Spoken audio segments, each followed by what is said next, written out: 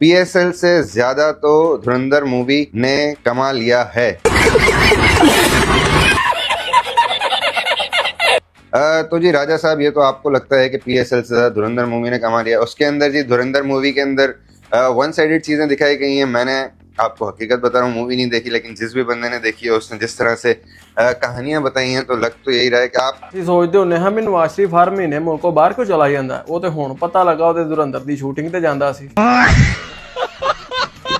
ये एक parallel cinema की मूवी है। हाँ। और इस तरह की मूवीज इंडिया में जब बनती हैं बहुत पसंद की जाती हैं। हमारे यहाँ बनती नहीं। आपको मुबारक हो, खैर मुबारक। आपकी धुरंधर जो है वो चल पड़ी, चल रही, दौड़ रही है जी। धुरंधर 2 मूवी में सबसे ज्यादा कांड हमारे नबील गबोल के साथ हो गया है। वो क्या? धुरंधर 1 में इसका पॉजिटिव रोल था और ये सबको बताते फिर रहे थे कि मेरा भी इस फिल्म में रोल आया है। हवा हवा ए हवा खुशबू उड़ा दे। वाह वाह। है धुरंधर,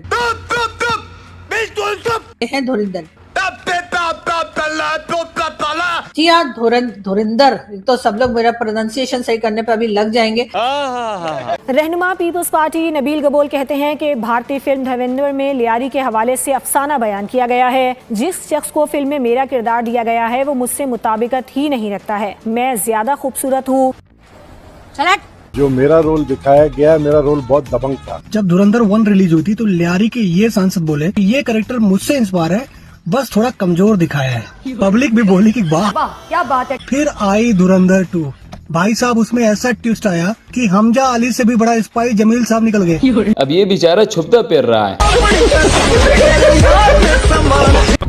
भारत से जो फिल्म पे फिल्म बनती चली जा रही है, धुरंधर 1 भी हमने देखी और उसमें खैर वो तो बहुत ही शानदार थी। मैं इस बात में कोई डाउट नहीं है। बेसिकली आपका जो फिल्म मेकर्स होते हैं ना, वो कुछ ज्यादा ही चीजों को एक्सैजुरेट करके जो है वो दिखाई जाती हैं। बहुत सारी चीजें बहुत ज्यादा एक्सैजुरेट करके दिखाते हैं, जिसकी वजह से जो है बेसिकली आप उसी फ्रेम के अंदर जा रहे होते हैं। ऑन रियलिटी के ऊपर जो है बहुत सारी चीजें जो है वो डिफरेंट होती हैं। जली ना, तेरी भी जली ना। यार मैंने ना अपनी लाइफ में ना चाय वाले का खोखा तो बहुत सुना है, लेकिन ये चाय वाले की फिल्म ये मैंने पहली दफा सुना है। और हुकूमत भी। तेरा तो गेम बजाना पड़े। पाकिस्तान की सारी हेकड़ी निकाल दी, उसे कटोरा लेकर दुनिया भर में घूमने के लिए मैंने मजबूर कर दिया। मैं आया हूँ तो आप समझेंगे शायद कि मांगने आया। मैं मांग नहीं आया, लेकिन मजबूरी है। मुझे समझ नहीं आ रही कि चाय ये पत्ती देता है या उबाल के देता है। बोलने दे, तकलीफ हुआ है बेचारे को। बोल। ये पुराना मेरे जो जख्म थे वो भी हरे ही थे। हाय।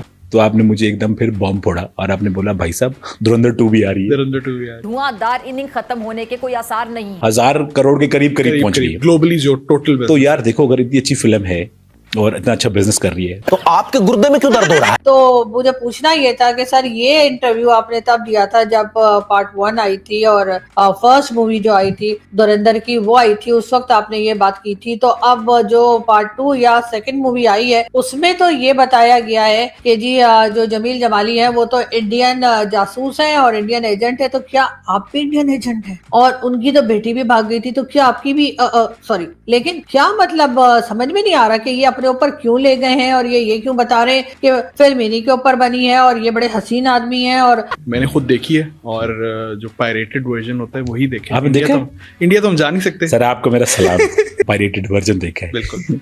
इलीगल मीन्स के थ्रू एंटरटेन होते हैं, प्लॉट ट्विस्ट हैं, एक्टिंग अच्छी है, म्यूजिक बहुत अच्छा है। नुसरत साहब का एक गाना उन्होंने इस्तेमाल किया है, नुसरत फतेह अली साहब का। पैसे दिए कि नहीं दिए?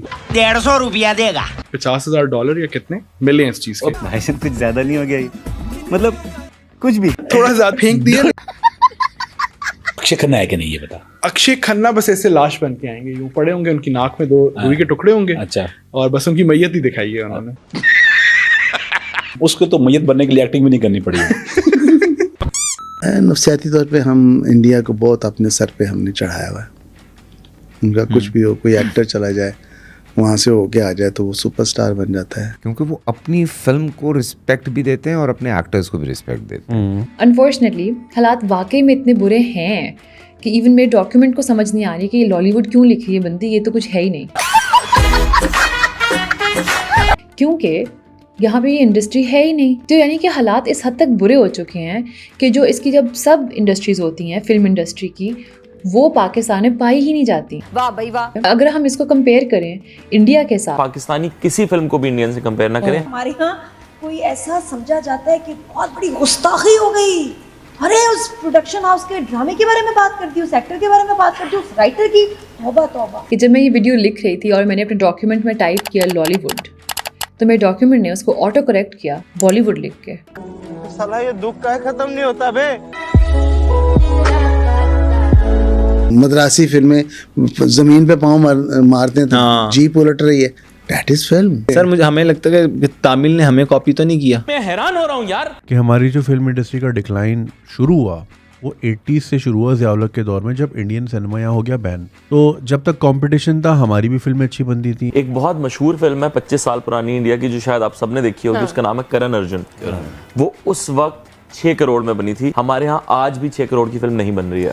तो सूरत हाल कुछ इस हद तक बुरी है। वहाँ आपको लोन मिल जाता है फिल्म बनाने के लिए, यहाँ पे तो आप इंडस्ट्री कह ही नहीं सकते। नहीं, यहाँ तो आप बैंक अकाउंट नहीं खोल सकते। जी, हम इस हद तक पीछे रह गए हैं सब में। कितने दोस्तों को तो बैंक अकाउंट मैंने खोल के दिए कि मेरा रिसर्च असिस्टेंट है, ठीक है, हालांकि वो म्यूजिशियन है, वो रैपर है। वो आप बताएं मुझे यार, वो आर माधवन जो है ना, वो यानी मैंने मूवी नहीं देखी, लेकिन मुझे पक्का यकीन है कि अगर थोड़ा सा उसका मेकअप किया जाए ना, तो इनकी रॉ का वो चीफ है ना, वो उसी का कैरेक्टर प्ले कर रहे हैं, अजीत दोवल का ही। देखा अजीत दोवल कास्टिंग भाई होता तो ये वाली कास्टिंग। वाह क्या एक्टिंग कर रहा है। ज़िया-उल-हक के दौर की चीज़ें कुछ सामने आती हैं जहाँ पे अगर हम स्टेट पे तनकीद करते हैं या अगर हम कोई सोशल इशू को सामने लेके आते हैं जो कि असल में एक मसला है सोसाइटी में। असलम चौधरी को हकीकत में देखा था आपने? जी। आपके दोस्त है असलम चौधरी? असलम चौधरी मेरे दोस्त हैं। क्या लंबी छोड़ रहा है यार ये। जो फिल्म दिखाया गया था ना, फिल्म में पूरी बात बताई नहीं गई है, पूरी बात बताई जाती तो मजा आता। फिल्म में संजय दत्त का किरदार कैसा आपको लगा असलम चौधरी का जो निभाया हुआ है? बिल्कुल अच्छा नहीं लगा। साले का खोपड़ी तोड़ साले। एक नंबर का करब था, लियारी का हालात खराब करने में सबसे बड़ा हाथ असलम चौधरी का और पीपल्स पार्टी का ही था। असलम चौधरी का किस तरह खराब किरदार था, मतलब वो क्या ऐसा करते थे जो गलत था? ये सियासी था ना, ये डिपार्टमेंट की तरफ से नहीं था, ये डिपार्टमेंट की तरफ से तो काम कर ही नहीं रहा था, सियासी दबाव में काम कर रहा था। क्या नाम है, डरता नहीं था, बहादुर बंदा था। जिनके लिए बहादुर था उनके लिए बहादुर है, हमारी नजर में तो बुज़दिल था। बस हकीकत में भी यही थे जो उन्होंने दिखाया, लेकिन बहुत बढ़ चढ़ के दिखाया, इतना नहीं था जितना दिखा दिया। झील चौक पे जैसा हुआ हमने अपनी आंखों से देखा। असलम चौधरी तो बाहर ही खड़े थे, अंदर तो सिपाही मरने हुए। कह रहा हूँ कि बहादुर थे, मुकाबला किया उन्होंने, लेकिन ये कि ज्यादातर जैसे फिल्म में दिखाया है हद से ज्यादा वो नहीं थे। ये कि बस नॉर्मल थे, जैसे बैठे थे सिपाही जा रहे अंदर, वो तो बाहर खड़े होते थे, बस ये था। जबरदस्त किरदार है, वीआईपी किरदार है भाई, उसका किरदार को हमारा सलाम है। जमील जमाली का रोल जिन्होंने किया था वो इतने हसीन नहीं है या ये उनसे ज्यादा गुड लुकिंग है, ऐसा इनका कहना है। लेकिन क्या अब जो फिल्म के एंड हुआ है, जो दूसरी मतलब पार्ट 2 आई है और उसमें जो फिल्म में दिखाया गया है उसका कि जो जमील जमाली हैं वो असल में 45 ईयर से के कितने साल से पाकिस्तान में रहते हैं और वो असल में इंडियन एजेंट हैं। तो क्या अब जो है वाकई में नबील गबूल साहब भी ये बात मानेंगे कि वो एक तरह से वो भी एजेंट हैं और ये सब कुछ उन्हीं के ऊपर बनाया गया है? तो यहाँ तो फिर यकीनन गवर्नमेंट को एक्शन में आ जाना चाहिए और ज़रा इनको बुलाकर और अच्छे से इनको पूछना चाहिए। लेकिन बात सारी ये कि उनके साथ साथ एक और भी कह लीजिए पर्सनालिटी या पॉलिटिशियन है अल्ताफ हुसैन, उनके बारे में भी यही कहा जा रहा है कि जी अल्ताफ हुसैन साहब जो हैं उनके लिए लोग बात कर रहे हैं कि ये रोल जो जमील जमाली वाला था वो असल में अल्ताफ हुसैन को लेकर था, इसलिए कि अल्ताफ हुसैन के जो है वो कहीं ना कहीं कॉन्टैक्ट्स जो हैं वो रा के साथ भी रहे हैं और उसके बाद इनकी एक अदद बेटी भी है जिसका कुछ पता नहीं कहाँ है।